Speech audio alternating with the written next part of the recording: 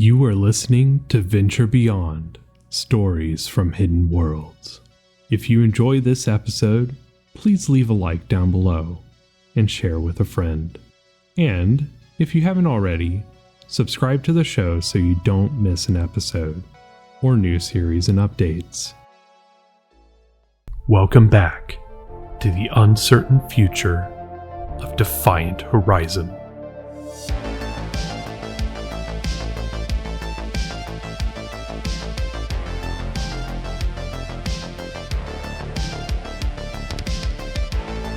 Time, so short a thing.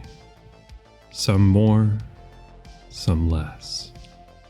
Never valued until it is spent. Some say it is lost, but nothing is truly lost. When it matters not where it goes, it is we, instead, who are lost. Number 7, Rust and Blood. 30 years ago, Petersburg, former Romanov republics, Sunday, February 7th, 2005. Red Sunday. Marco finally sat down for the first time since that morning. He was exhausted, beyond exhausted. However, all of that hard work was well worth it. The loyalists were finally crushed.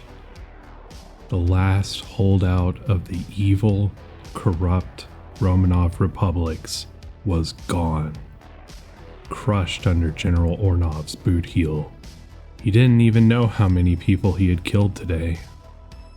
Leading the charge into the trenches and pushing through street by street, it had to be dozens. Marco winced as he felt at the spot on his right cheek where he had been grazed by a shot. At least it wasn't bleeding still. He had been lucky. Incredibly lucky. Looking back, he had been so reckless. Pushing forward without thinking, even checking to see if his comrades were still behind him. That recklessness, though, had broken the stranglehold the Romanov republics had on Russia. Things were going to change. No longer would his homeland be the laughingstock of the world. Now, under General Ornov, they would matter again, and the world would shake in fear. He looked over at a wet bar that had been built into the corner of the room. There had to be over a dozen bottles on the shelves behind the bar. That was what he had been missing to mark the occasion, a drink. Slowly, painfully, he got up and grabbed the first bottle he could reach, not even bothering to see what it was, ripped the cap off the top, and took a mighty gulp that seared his throat with that welcome burn. He staggered a bit, coughed, smiled, and gulped another mouthful down. Whatever the drink was, it was quite strong, and tasted worlds better than that piss he usually drank. Marco glanced at the label. Saito Distillery No. 65. A Japanese whiskey? It was probably worth more than he made in a year. He chuckled, already feeling that buzz he needed after a day of hard work. He looked over the shelf to see what other goodies it held and spied a squat box. Clumsily opening it, he found something he'd only seen and heard about: cigars. Wasting no time, he unsheathed one of its plastic wrapper and shoved it in his mouth. He tried lighting it with a match in the box, but it didn't seem to want to catch. Then he saw some kind of cutter thing in the box, and he cut the tip to expose the inside before using another match to light it. He took a heavy drag, coughing and laughing uncontrollably at just how different the smoke was. Was this what luxury tasted like? Victor's voice came from behind. So that's where you snuck off to. Laughing, Marco put his hands up in the air, accidentally sloshing some of the whiskey on his head I think we are overdue a celebration.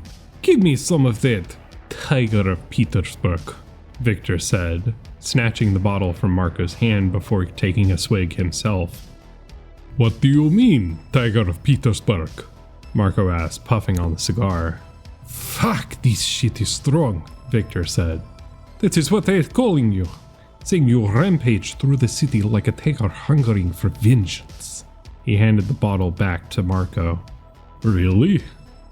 The mere thought of it made Marco chuckle. He took another gulp of the likely ludicrously expensive whiskey. I think I like it. To think, last year we were only barely surviving on what we could steal. Look at us now, in some rich bastard's house, having crushed the last remnants, those greedy, corrupt fucks. Brothers till death, Victor said, taking another swig. Marco grinned.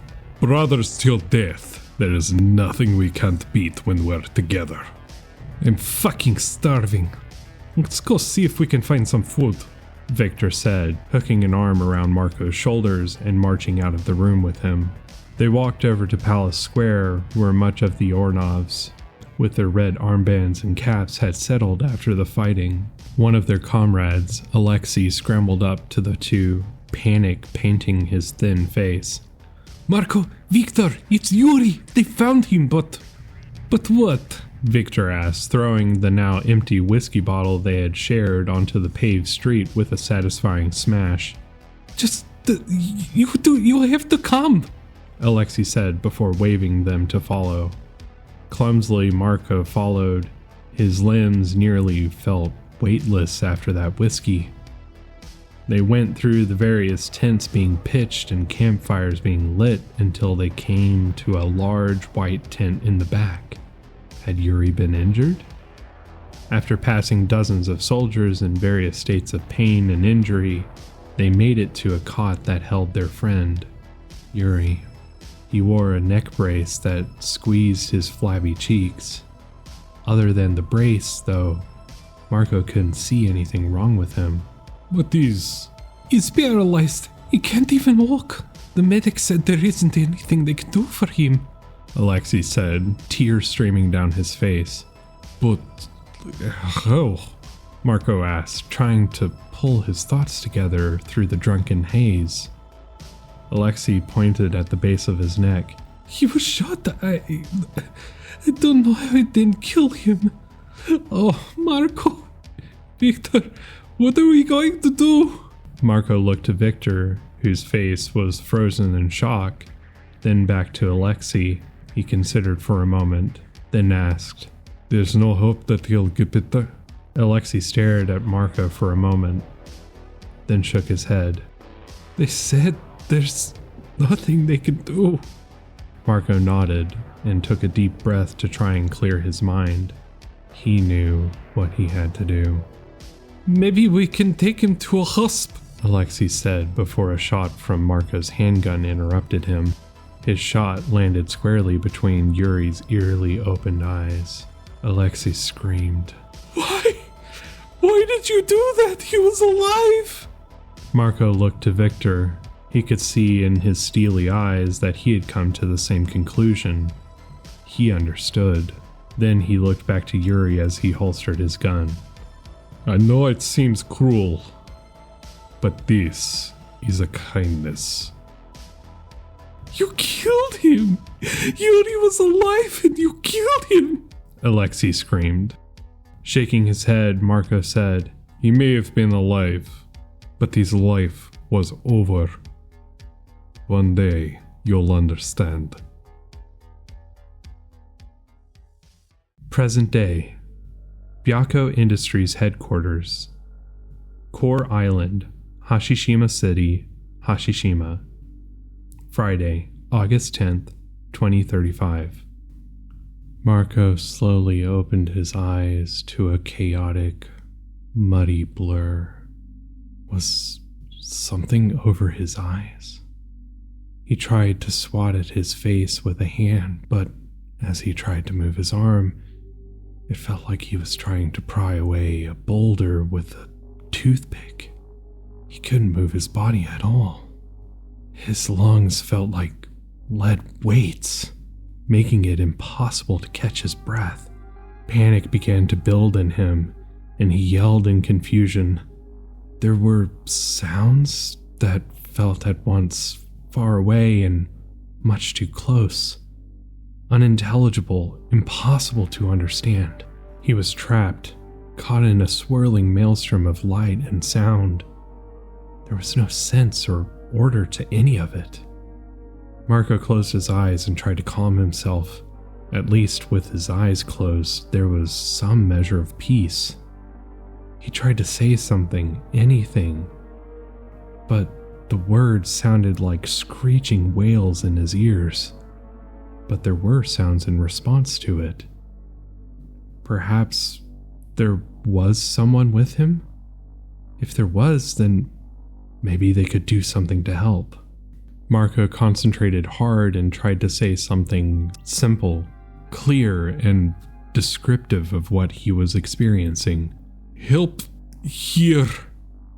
He had no clue if he had even said what he intended, or even if he spoke at all, but there were some sounds that followed. Perhaps, if he kept trying, whoever he hoped was there could help him. So he kept at it, trying to describe what he felt. He could have been just talking to himself for all he knew, if he was even speaking words at all, or even making sound. Something told him, though, that it was working. Already, things seemed to sound sharper. Still impossible to understand, but not nearly as chaotic. After what felt like hours, maybe even days, he suddenly heard, "Just keep talking, Marco." He opened his eyes again, but the infinitely shifting blur was still there. In frustration, he tried to move too, but still felt as though he was being held down, pinned. The voice came back. Easy, calm down, Marco. Just focus on talking for now. What is this? What happened? Why can't I move? He grumbled, closing his eyes and focusing on cooling his anger. The voice responded nervously. I can't explain everything right now because I need you to stay calm. But there was an attack. We're trying to help you, I promise. An attack? On him? He considered for a moment. Perhaps something had happened to his eyes and ears. What is this? Cybernetics? Did you have to do replacements? Right. Well, explain more once you stabilize, I promise you, the voice said reluctantly. Did he know that voice? Okay, it looks like you can hear us now. Let's just focus on getting this dialed in first. Then, I promise, I'll explain. How do I sound? Any static or oral distortions? Sounds like you're talking through a paper bag at the other end of a hallway, Marco growled. He didn't like being kept in the dark. Something serious had happened, and it was being kept from him. But the sooner he tried to work through this, the sooner he'd get some answers. He'd never needed cybernetic replacements, but there were certainly worse things that could have happened to him. Besides, his eyesight had been starting to degrade over the last 2 years. That's good. Just keep talking. We'll get this fixed, the voice said, a bit clearer this time, but still quite distant. This took some time and would often swing from better to worse, but eventually his hearing started to feel close to normal. Now it just felt like there was some kind of pressure on his ears. He could deal with that for now. Okay, now that you can hear me better, I need you to answer a couple of questions to make sure you're all right. First, what is your name? The voice asked. Marco Biacco, he replied. The voice seemed pleased. Fantastic. What is your birthday, Marco? 26th of December, 1991, he said. He was already irritated over all of this, being kept in the dark, but these mundane questions were just as frustrating. You are doing very well, Marco. Do you remember your mother's name? The voice asked. Marco growled.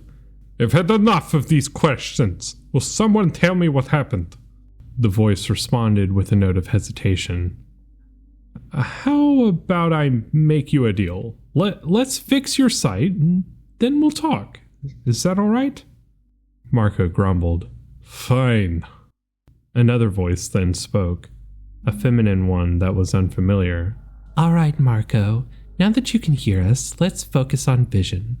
Please open your eyes and try to look dead ahead. As instructed, he opened his eyes to the madness. It felt like it took even longer than his hearing until he started to see something other than a chaotic blur.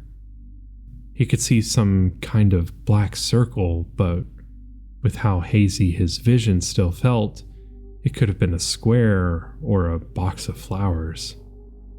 Slowly, painfully, annoyingly, everything came into focus. The circle he had seen was some kind of target, with strings of numbers and letters that ran from outside the circle to the center in a successively smaller font as they approached the center. All right, now that you can see the calibration dial, could you read the red line? The feminine voice said. Marco grumbled. What do you mean? It's all written in black. Jeez, Vlad, did you not install the color perception patch? The feminine voice said.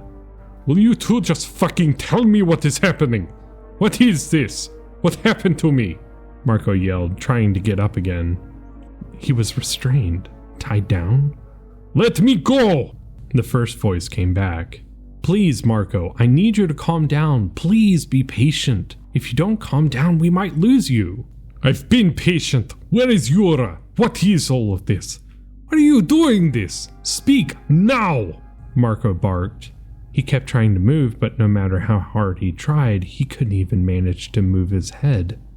Tell him, he heard another voice say. This one was familiar. Was it Sergei in research and development? Marco heard the first voice sigh, then ask, Okay. What is the last thing you remember before waking up? The attack on HQ. I had a meeting, Yura and I had a drink, and darkness. I can't remember anything after that, Marco said, finding it difficult to piece his memories together, but not impossible. Everything felt foggy, resistant. Good, that's very good, Marco. It looks like your memory is intact. The voice hesitated again. Marco, there was another attack.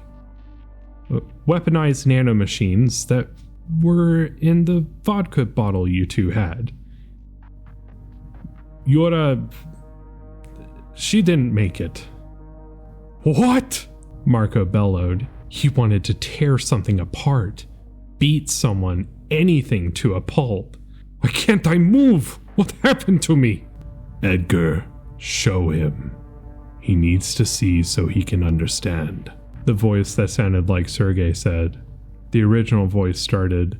Sir, the shock, the strain, it could be too much. If we stick to the procedure, he should be ready to Show me now or you'll never work again in my company or any other for as long as you live. Marco barked. He was done with waiting. He needed answers. With a sigh, the voice replied in a cautious tone. All right, Mr. Biacco. But I need you to do your best to stay calm. It sounded like he took a deep breath. We are turning you around now.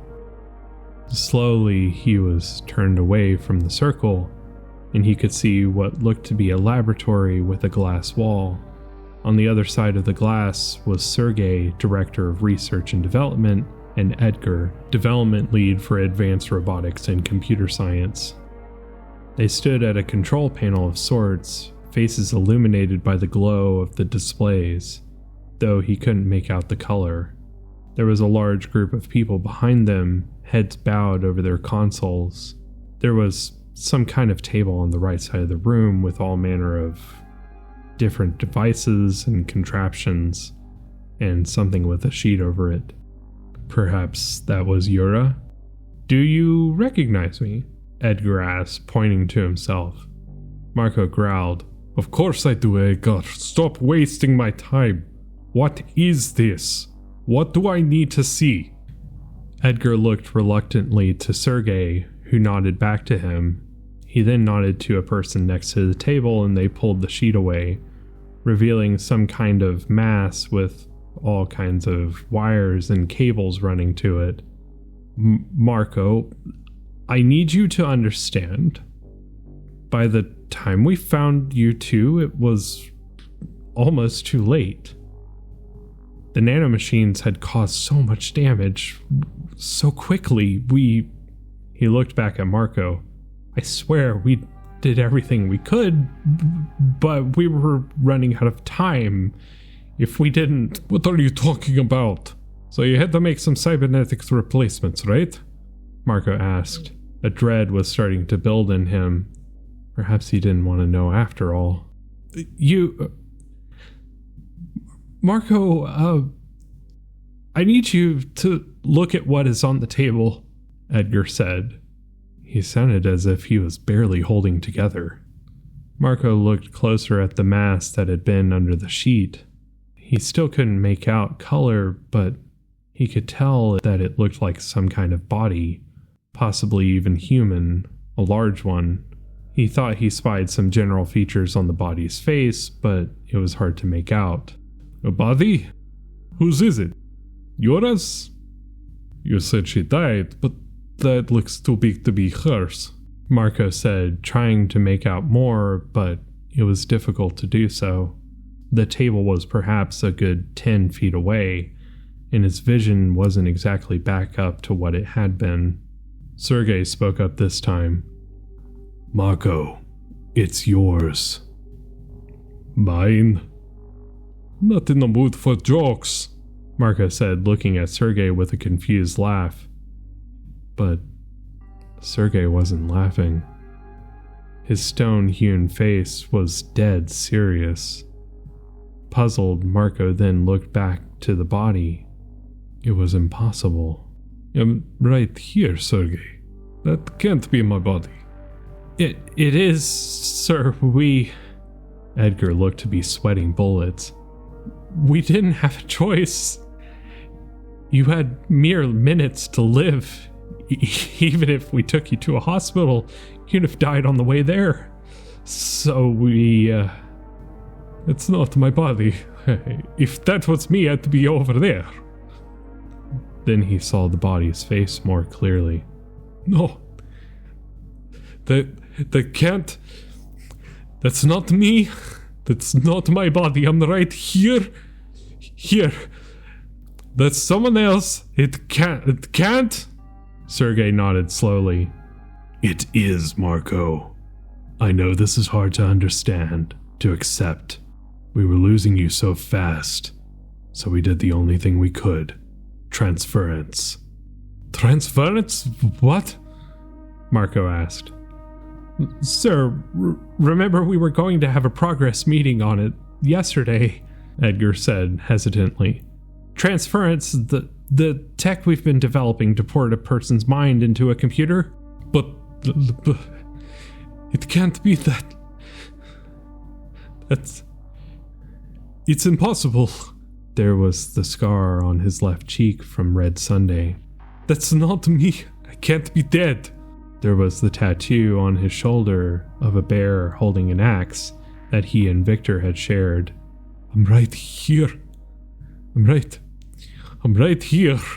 There was the semicircular birthmark on his left thigh. "That isn't my body. That's not me. We haven't even begun trials," Marco said. His mind was a mess of anger, frustration, and confusion. That can't be me. I'm right here.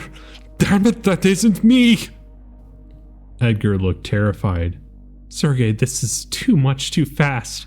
We should have followed procedure. He's vulnerable right now. If he doesn't calm down, the engram could lose coherence. Slow down, Marco, and think this through, Sergei said with an eerie calm.